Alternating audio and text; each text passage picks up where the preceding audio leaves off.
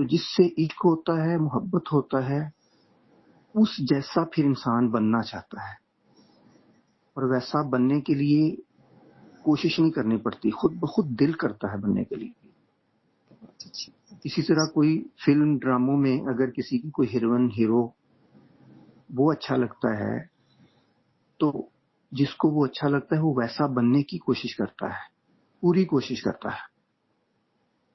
کیوں کرتا ہے؟ کیونکہ اس سے عشق ہے. اسی طرح اگر ہم رسول اکرم صلی اللہ علیہ وسلم کی بات سے اگر ہمیں عشق ہے تو ہم ان کے نقش قدم پر چلنے کی کوشش کریں گے، اور نقش قدم پر چلنے کے لیے ہمیں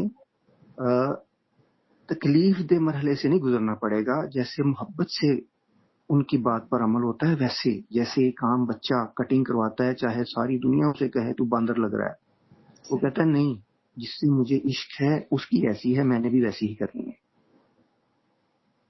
کوئی ڈراموں فلموں میں ہیروئن جیسا لباس پہننا ہم چاہتے ہیں، کیوں؟ کہ وہ ہمیں اچھا لگتا ہے.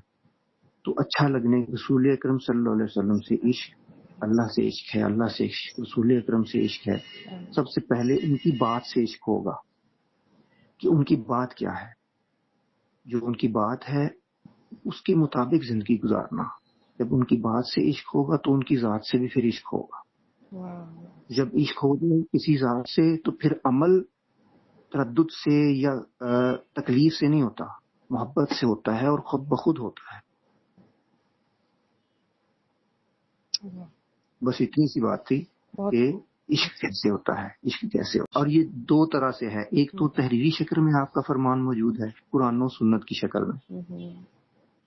جس طرح ہمارے پاس موبائل ہے نا، تو کمپنی سے تو جدا ہے لیکن اس پہ اپ ڈیٹس آتی رہتی ہیں مہینے بعد، 2 مہینے بعد، وہ ہمیں کہتے ہیں اوکے کریں اپ ڈیٹ، نہیں کریں تو بار بار آتی رہتی ہے. اسی طرح قرآن و سنت تو آ چکا، تو اب رسول اکرم صلی اللہ علیہ وسلم سے اپ ڈیٹس آتی رہتی ہیں ہمارے مائنڈ کے تھرو. ہمارے مائنڈ میں جو بھی ہمیں قرآن و سنت کے مطابق خیال آتا ہے وہ رسول اکرم صلی اللہ علیہ وسلم کی طرف سے آتا ہے. اس کو ماننا رسول اکرم سے جڑنے کے لیے ضروری ہے. یہ ہے کنیکشن جو ہمیں رسول صلی اللہ علیہ وسلم سے جوڑ سکتا ہے، اور اسی کو نام کا نام محبت اور عشق. کیا بات. یہ ہے عمل کا ایک کیسے عمل ہونا ہے، کیسے قدم اٹھانا ہے، کس طرف قدم اٹھانا ہے. وہ اپنے اندر ہی قدم اٹھانا ہے، ہم نے ہی اٹھانا ہے اور اپنے ہی اندر اٹھانا ہے اور اپنی طرف ہی اٹھانا ہے.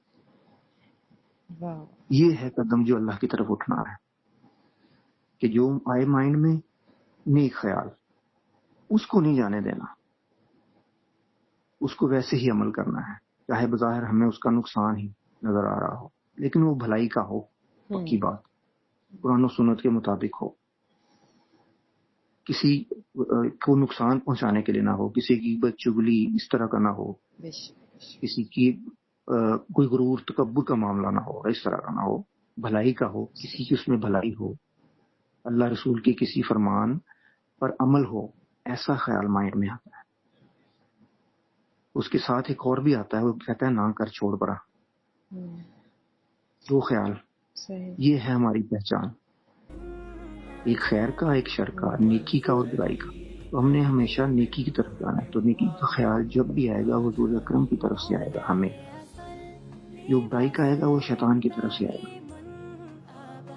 تو اگر نیکی کی طرف جائیں گے تو رسول اکرم سے کنیکشن جڑتا جائے گا، محبت بھی بڑھتی جائے گی. یہ ہے عمل کے لیے کہ کہاں سے ہم شروع کہاں سے کریں.